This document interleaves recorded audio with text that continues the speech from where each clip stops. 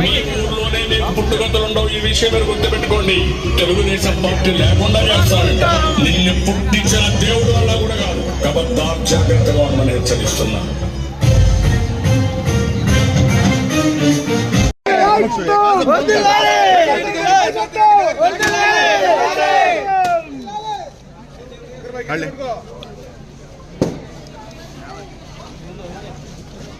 అందరి సహకారంతో ఎంతో అభివృద్ధి చేశాము. అప్పటి వరకు దాని గురించి అసలు ఎవరు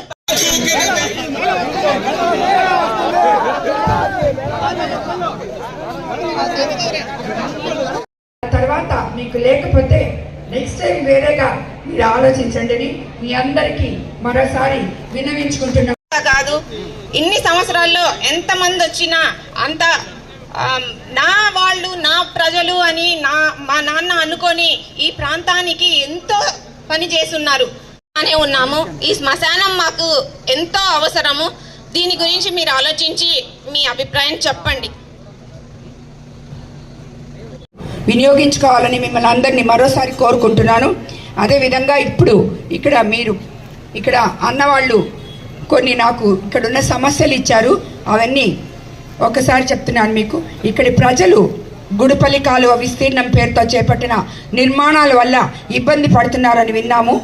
మనం అధికారంలోకి వచ్చిన వెంటనే కాలువకు పూడిక తీయించి గోడలు ఎత్తు పెంచి రివెట్మెంట్ వాల్స్ కట్టిస్తానని మీకందరికీ మాటిస్తున్నాను. ముస్లిం మత గురువు దగ్గరికి వెళ్ళే మట్టి రోడ్డుకు సీసీ రోడ్డు కావాలంటున్నారు. తప్పకుండా మంజూరు చేయిస్తానని మీ అందరికీ మాటిస్తున్నాను.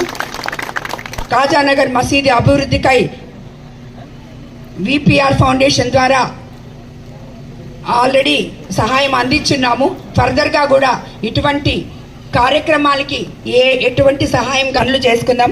ఇక్కడ 8వ తరగతి వరకు ఉన్న పాఠశాలను 10వ తరగతి స్థాయికి పెంచేందుకు కృషి చేస్తానని మాటిస్తున్నాను.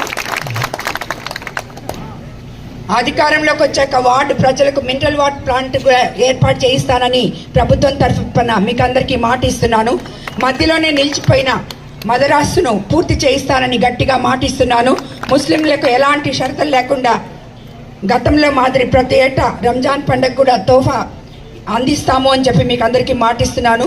మసీదు అభివృద్ధికి ఇమాములకు మరియు మౌజాన్లకు గౌరవ వేతనం పెంచే విధంగా కృషి చేస్తానని మీకు అందరికీ మాటిస్తున్నాను.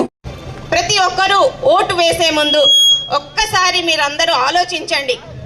ఒక్కసారి ఆలోచించి సైకిల్ గుర్తుపై మీ అమూల్యమైన ఓటును వేసి ఎమ్మెల్యేగా వేమిరెడ్డి ప్రశాంతి రెడ్డి గారిని, ఎంపీగా వేమిరెడ్డి ప్రభాకర్ రెడ్డి గారిని మీ అమూల్యమైన ఓటు వేసి అత్యంత మెజార్టీతో గెలిపిస్తారని మీ అందరినీ శిరస్సు వహించి ప్రార్థిస్తున్నాను. ఈసారైనా మన ఏరియా నుంచి ఇంత మెజారిటీ రావాలంటే ఏ పని కోసమైనా మనం మన ఎమ్మెల్యే గారి దగ్గరికి వెళ్తే కాదు అనకుండా చేసే అంత మెజారిటీ మీరందరూ రెప్పించి చూపించాలి ఈసారి.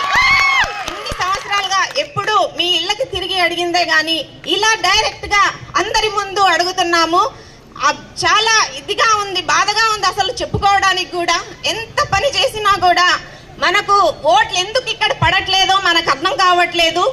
ఈ పని ఇంతగా చేసింది కానీ ఎవరు చెయ్యలేనంత పని నాన్నగారు చేశారన్న విషయం గుర్తు పెట్టుకొని దానికి మీరు ఓటు వేసి మన వేమిరెడ్డి ప్రశాంతి రెడ్డి గారిని గెలిపిస్తారని కోరుకుంటున్నాను.